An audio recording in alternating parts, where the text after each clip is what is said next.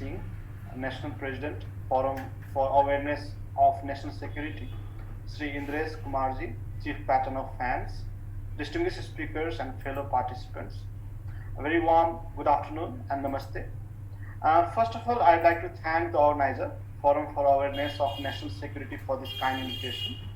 The theme of the conference, Revitalizing the Cultural Relations between India and Himalayan Hind Mahasagar Rashtra Samuh, is a need of the hour, and the region has many things in common. Their interest and concern are common, but we have been dealing with this issue in isolation.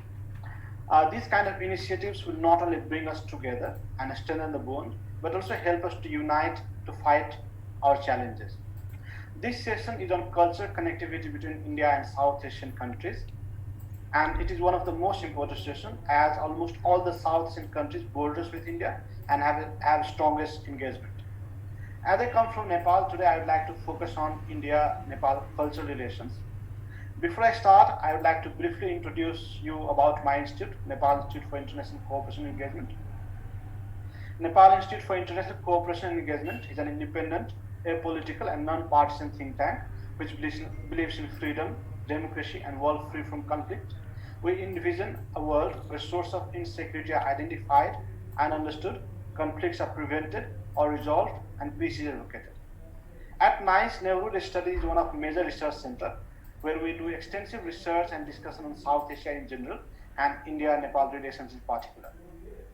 Today in 10-20 minutes, I would like to touch upon the cultural aspect of Nepal-India relations.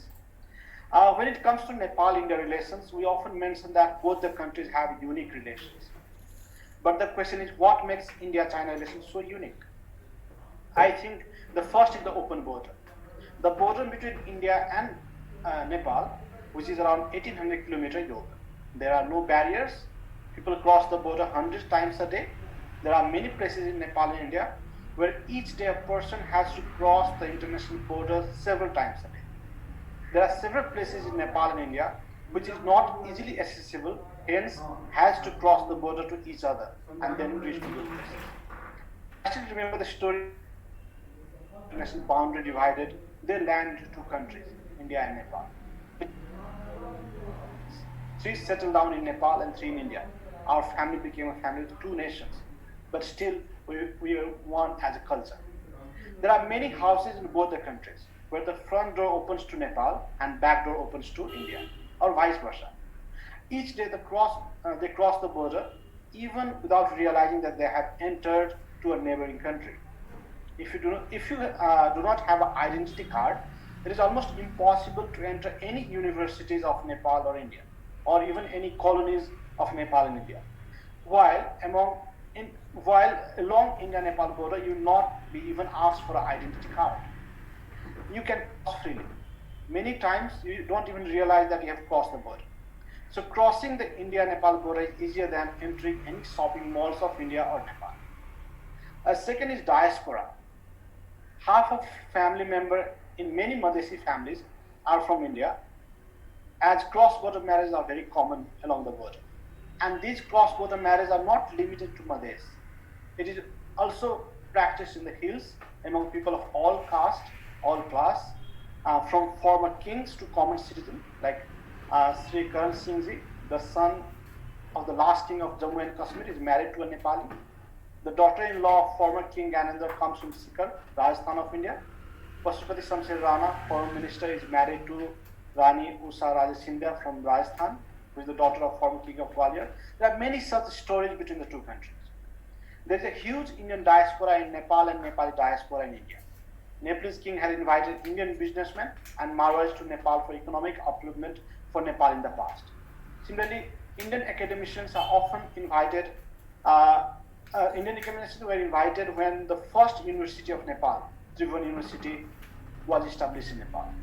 Nepalese also moved to India for joining the Gorkha regiment and lived time immemorial. Rough estimate says that there are around 8 million Nepalese in India and 6 million Indians in Nepal, which is a huge number. Similarly, there is a strong people-to-people relation and cultural relations that makes the relations of two countries unlike any others. We have common songs, common language, literature, religion, folklore. Udit Narayan Jha and Manisha Koirala comes from Nepal, and they are highly popular in India.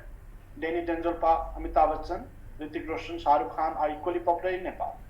The people of two countries are bound by the gods and goddesses. Ram without Sita, Siddhartha Gautam without Buddhatva are incomplete. The Char Dham of India, which includes Badrinath, Dwarka, Puri, and Rameshwaram, and Pashupatinath, Muktinath, and Janki Mandir of Nepal, are of great importance to devotees of both the countries. Every year on Vivah Panchami, like the previous scholar was talking about, thousands of pilgrims comes from Ayodhya to Janakpur. At Jagannath Puri, only 3 people are allowed to perform rituals: Ganpati Maharaj, Shankaracharya of Puri, and King of Nepal. Nepali king sends Kasturi to the temple in Puri. Similarly, the Bhatt of Pashupatinath is always from South India. Many temples of Banaras have the tradition of having Nepali priest. Nepali is spoken in several parts of Northeast India, while Hindi is the connecting language in Madhya. A recently former Indian ambassador to Nepal, Manjeer Singh Puri, authored an interesting book of Sikh heritage of Nepal, where he highlighted the great contribution of Sikh people in the transport sector of Nepal and Sikh heritage in Nepal. Nepal Rashtra Bank has issued silver coins of Nepalese rupees 2500, Nepalese rupees 1000, and Nepalese rupees 100 during 550th birth anniversary of Guru Nanak Dev Ji, and Nepal is one of the very few countries to issue legal tender with a Sikh connection. I think even India has not done that. Similarly, both the countries have special political relations. India has always played an important and decisive role in a major political transition of Nepal, be it overthrowing autocratic Rana regime, ending panchayat, abolishing monarchy, comprehensive peace accord, or any others. It has always supported the democratization of Nepal. Similarly, many Nepalese have contributed to the freedom movement of India. My grandfather has no contribution in overthrowing the Rana regime of Nepal, but he marched with Mahatma Gandhi in India. Similarly, B.P. Koirala and many Nepali students studying in India have contributed to Indian freedom movement. Both Nepal and India have a special defense cooperation. When there is an attack on Indian frontier, Gorkha soldiers protect the border. Indian forces and Gorkhalis defend it together till their last breath. They have written several sagas with the blood and sweat together.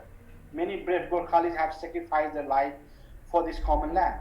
I call it common land because our civilization is common. We have common history, common literature, common culture, common concern, common desire and aspiration, and common destiny. Indian Prime Minister Narendra Modi, during his first visit to Nepal, said in the Nepalese parliament, India has not won any war where there has been no sacrifice of the Paris country. India has also provided security blanket to Nepal and has stood at the time of Nepali for Nepalese security. The chief of Army Staff of Indian Army is the honorary chief of Army Staff of Nepalese Army and vice versa. I have not come across such practices anywhere in the world. These are really unique features of Nepali relations. I would not like to talk much on the political and strategic relations today, as this session is focusing on our culture issues. Ladies and gentlemen, Nepal and India have used soft power as an instrument of public diplomacy long before Joseph Nye came with the concept of soft power. However, in recent times, both the countries have not made good use of their soft powers.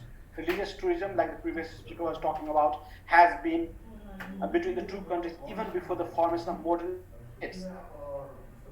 Between the two countries since ancient times. Both Buddhism and Hinduism has evolved within the two countries and has been a great source of soft power, which both Nepal and India can use to strengthen their ties. Both Nepal and India should leverage on both religions, Buddhism and Hinduism. The speed of the development of Buddhist circuit and Ramayana circuit, which will not only strengthen Nepal ties, but it will also provide an opportunity to connect itself with Southeast Asia and East Asia, because both these region has significant number of Buddhists, as it was mentioned by the previous speaker.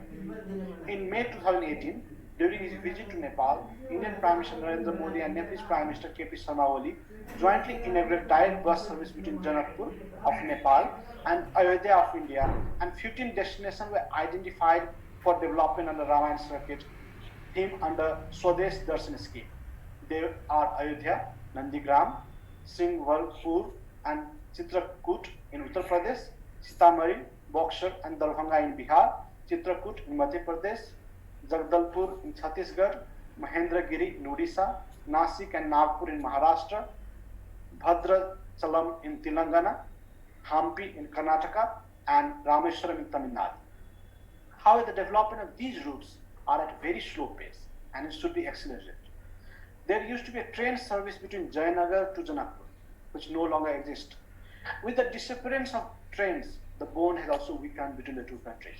The government of India is constructing the new railway link, which was inaugurated recently.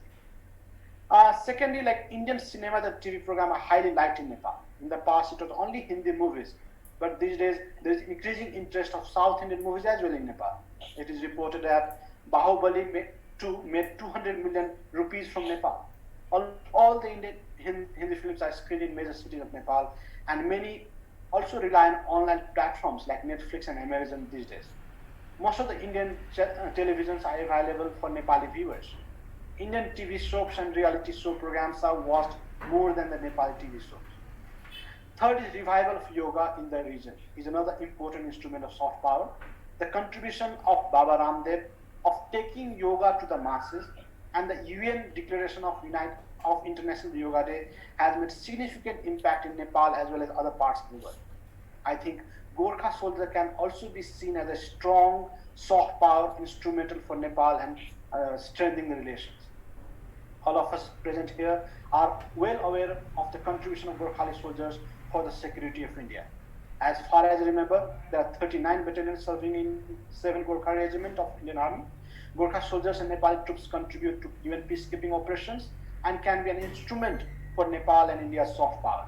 It will have both regional and global impact. Huge number of Nepalis study in Indian universities and colleges. The quality education of India is also effective soft Nepal. I'm one of them. I spent 8 years in India studying at Jawaharlal Nehru University. 3 of my sisters studying medicine in Calcutta. Some of former Prime Minister, diplomats, senior officials have studied in India. Similarly, the story of several households of Nepal.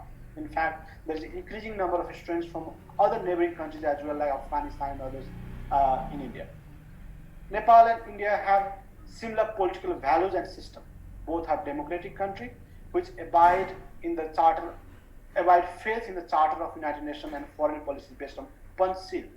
Both have stood together on non-alignment and have been founding member of SAARC. The world is suffering from COVID-19 at the moment. There are a huge number of cases even in India. In spite of that, India provided medical support to several countries of the world, including Nepal. Hence, paramedical diplomacy is another important field which India can spread its soft power. India recently provided COVID-19 vaccines to Nepal and other South Asian countries. Really commendable. There is increasing interest about cricket in Nepal. Nepalese admire Indian cricket players.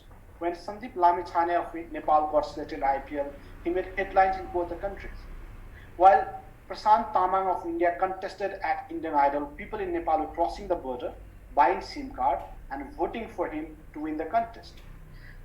There are voting camps organized along India-Nepal border to request people to vote for him.